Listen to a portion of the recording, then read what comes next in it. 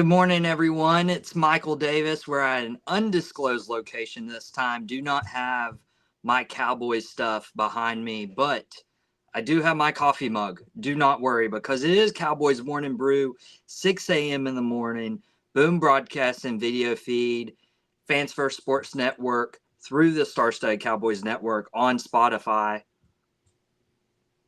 And so I hope you have your coffee mug with me.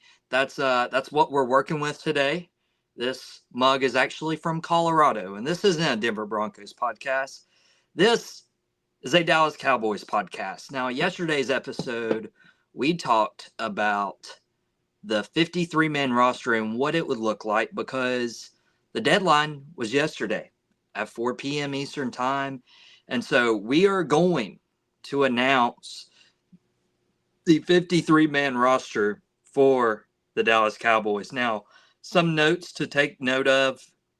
You have 5 reserves who do not take up a roster space, but they are expected to be on the active roster when they are healthy. You have DeMarvion Overshown, Jonathan Mingo, Peyton Turner, Siobhan Revel Jr., the rookie, and Josh Butler. Josh Butler is somebody of note that they kept him. He did have some flashes last year when he had to perform because of injuries, but he did tear his ACL and he's recovering from that. One name to note that is not on that list is Trayvon Diggs. He will likely not be in the starting lineup for that week 1 matchup, but I could see Diggs playing here in the first month of the season.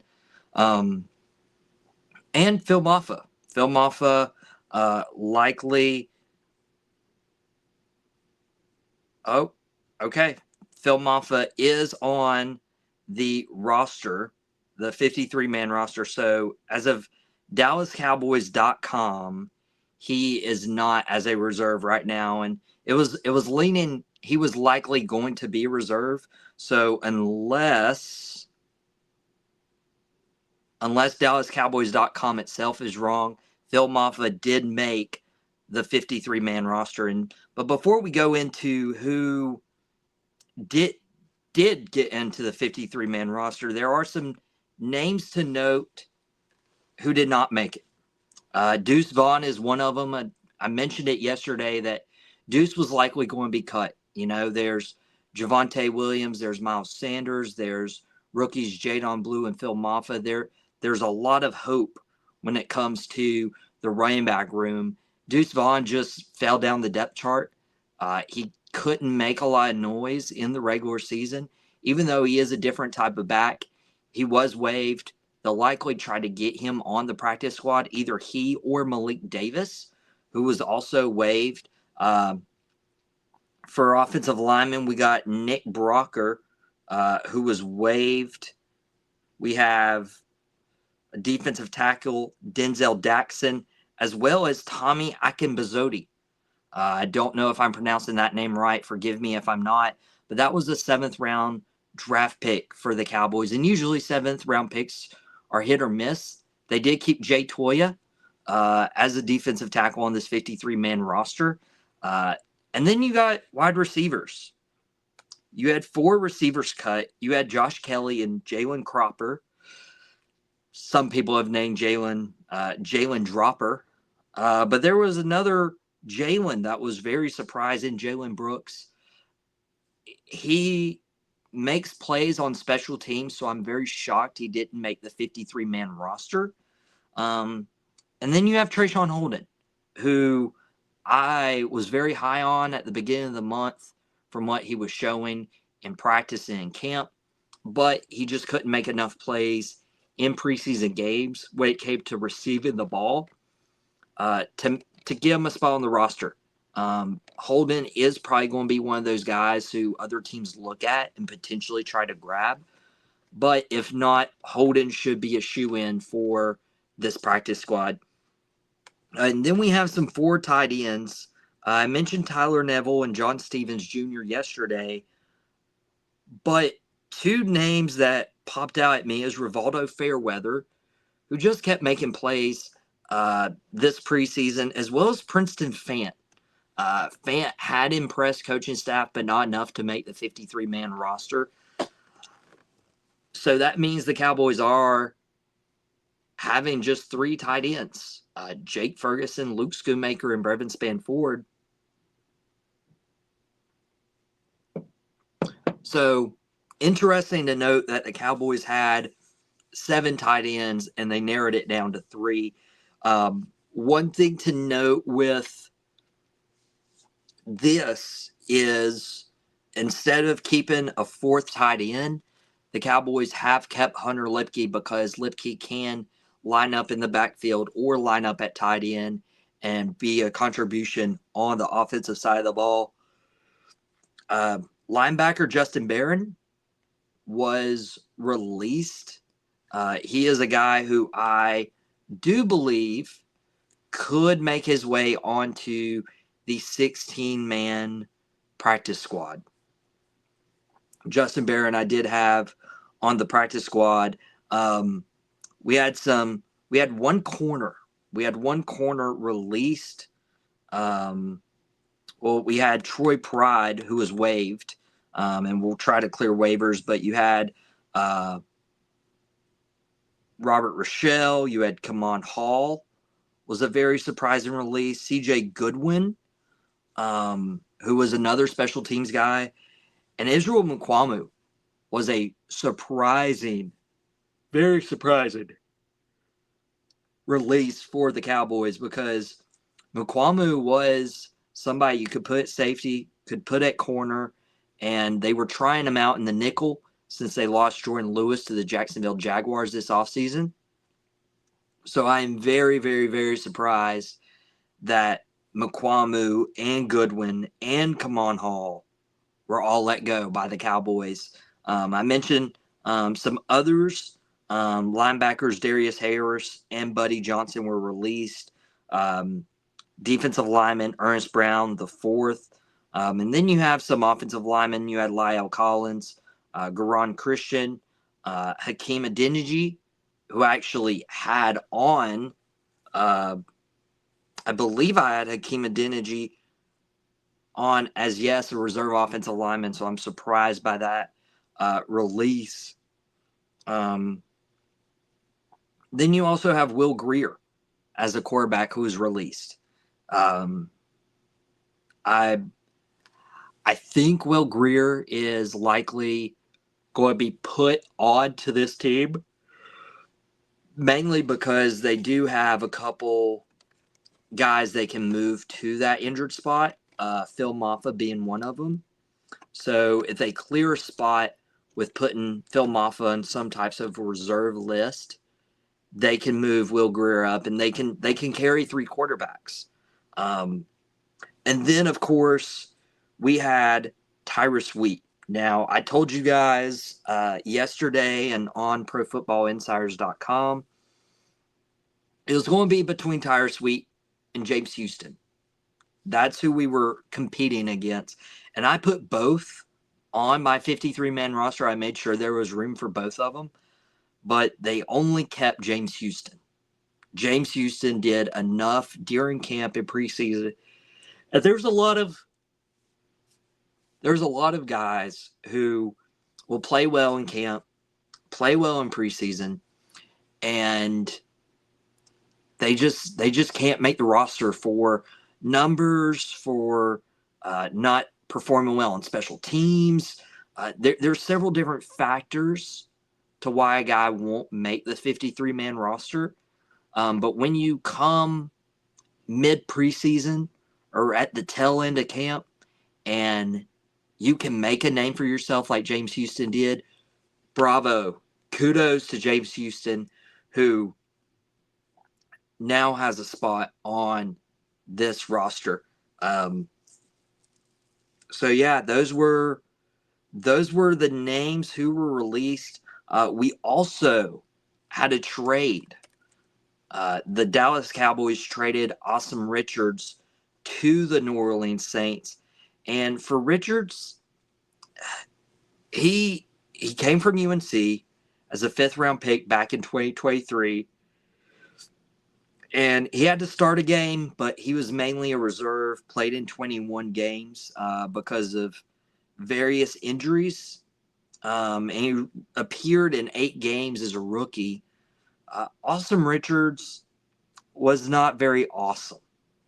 Uh, but the Saints needed an offensive lineman, which tells me this isn't a Saints podcast, but it tells me that the New Orleans Saints desperately needed to protect their quarterback and protect Alvin Kamara if they want to compete in the NFC South. But that is the people who did not make this list. But who did make this list? We're going to take a quick commercial break if you're listening to us on Fans First Sports Network with the Star State Cowboys Network. And if you're on Boom, you're going to watch me take a much needed coffee break.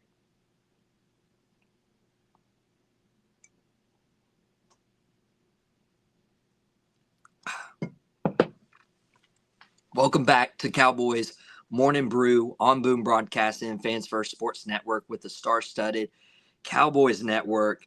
That is what we had for releases and waves. But let's talk about who made this team. We got quarterback Dak Prescott and Joe Milton. Obvious, pretty obvious right there. You had offensive tackles. You had Guyton and Steele. Guyton is making progress. Don't know if he'll be back for this week 1 matchup against the Eagles a week from tomorrow. But you have Nate Thomas and Johnny Cornelius. Cornelius made a name for himself, and I would not be surprised. Nate Thomas impressed as well, but I wouldn't be surprised if there was Tyler Guyton being out, Nate Thomas being the left tackle, but them being very confident and Johnny Cornelius stepping in. They do have 5 interior offensive linemen, so they kept 9 offensive linemen instead of 10. Got Tyler Smith, Cooper Beebe, Tyler Booker, TJ Bass, and Brock Hoffman. Very, very simple right there. Running backs, you have Javonte Williams, Jadon Blue, Miles Sanders, Phil Maffa, which Maffa might be on a reserve list to make room for a guy like Will Grier. And Hunter Lipke. I mentioned before the break that Hunter Lipke, he was a Mike McCarthy guy, but he probably stayed because he is adaptable when it comes to playing in the backfield, blocking for these lead backs, and his work as a tight end.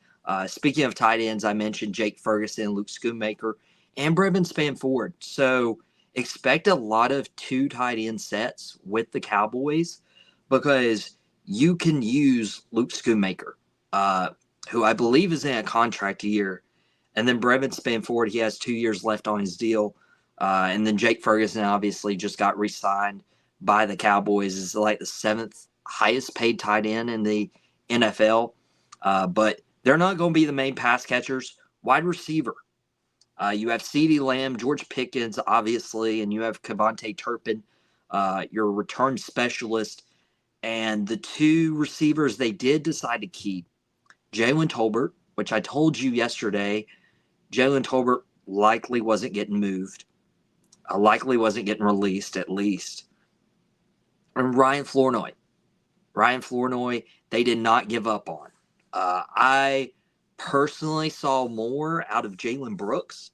I would love to see Jalen Brooks remain on this team in a practice squad role, but I would have taken my chances on Flournoy being waived and trying to get him on the practice squad. And Jalen Tolbert, as much as people didn't like him, I am not surprised that Jalen Tolbert found his way onto the roster. You can't go from a number 2 option last year to just completely off the roster. Jalen Tolbert was not that bad. I think they had higher expectations for Tolbert than he's capable of, but having him in different packages as a third receiver on the outside, allowing Lamb to be in the slot when Kevontae Turpin's not in the slot or in the backfield. You can do a lot of different things with this receiving core that I really like. Moving our attention to the defensive side of the ball, you have 6 defensive ends instead of 7. Again, the only name I would have put on here was Tyrus Wheat. they chose not to have him. So it's going to be Sam Williams, who people thought could be traded. He is staying with the Cowboys. James Houston, Donovan Ezraku, the uh, second-round rookie, Marshawn Nealon, Dante Fowler, and Micah Parsons, who's in the thick of contract negotiations. Well, he's trying to be. We'll talk about that a little later this week. If I'm giving Jerry a couple days to get this, or I'm probably going to have a full episode on Friday about Micah Parsons. Having 6 defensive ends is good, but having these 6 defensive ends is even better. Micah, if you can get him signed and happy. Dante Fowler had 10 sacks about a couple years ago with the Cowboys. Marshawn Nealon's going to continue to grow, especially in the run game. Ezraku, team is very high on him. James Houston had a great camp. And Sam Williams, if he's at the bottom of your depth chart, you're doing something right. Defensive tackle, you have Osa Odigizua, Solomon Thomas, Perion Winfrey, Jay Toya, and you do have Mozzie Smith. Mozzie Smith, to my knowledge, is being listed as the third-string defensive tackle. Solomon Thomas, I think, has beaten him out. I would not be surprised if the Cowboys try to offload Mozzie before the trade deadline. But to keep Perion Winfrey was huge. I think that is a huge confidence boost to him. And Jay Toya, not letting him walk because I think he's going to be a really good project, and you're not even letting him test the waiver wire. Mozzie Smith, he's got to find his way up the rotation, and he really has one more chance. As far as I'm concerned, at linebacker, again, you have DeMarvion Overshone listed as an injured player, so he's not taken away because he's on IR. But you have Maris Leofau, who has really stood out this camp. Jack Sanborn. Kenneth Murray is still on this team. I told you, Kenneth Murray, with that trade, Jerry likes to believe his trades are going to be good, especially making the trade this offseason. Kenneth Murray is going to have time before Overshone can get back to show he is worthy of being a Dallas Cowboy.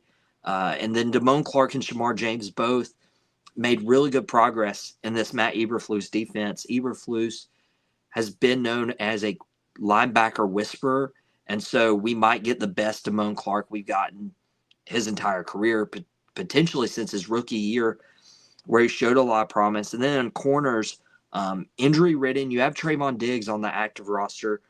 You have Deron Bland. You have Kaiir Elam, who will be your nickel corner. And then you have Zion Childress, Kalen Carson, who's coming back from injury. They haven't given up on Seatbelt Carson yet. And then you have Andrew Booth. I am not a fan of keeping Andrew Booth over guys like Kamon Hall, Troy Pride, who had an interception this preseason, Israel Mukwamu. This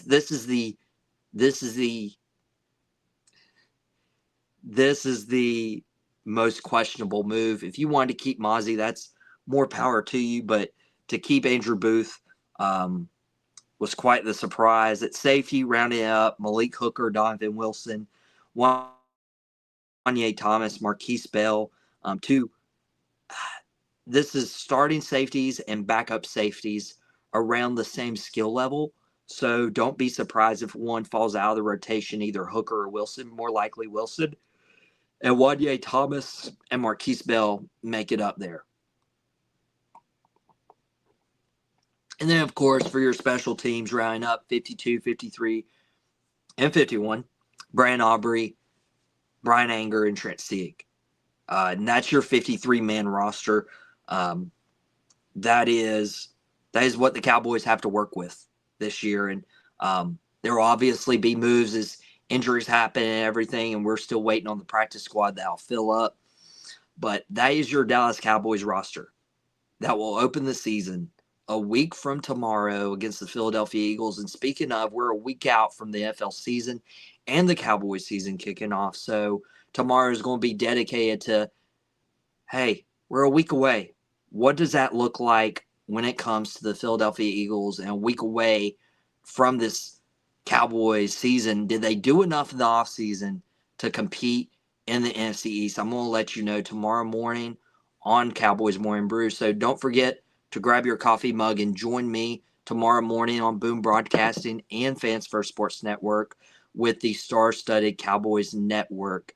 So whether you're going into work or you're going to school or you're just having a lazy day on the couch, we hope you had a good cup of coffee with Michael Davis on the Cowboys Morning Brew.